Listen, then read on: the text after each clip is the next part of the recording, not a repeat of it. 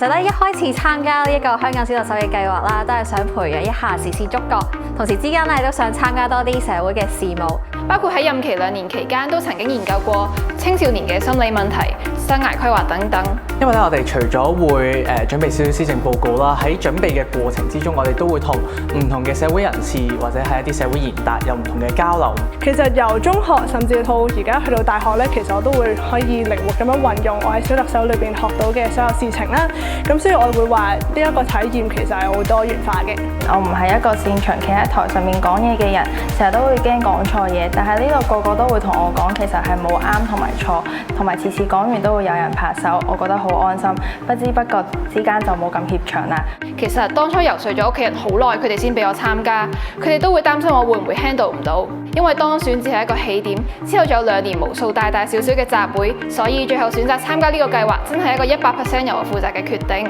如果你都想突破自己，又或者係想認識更多朋友，咁就唔好錯過第13屆嘅香港小特首。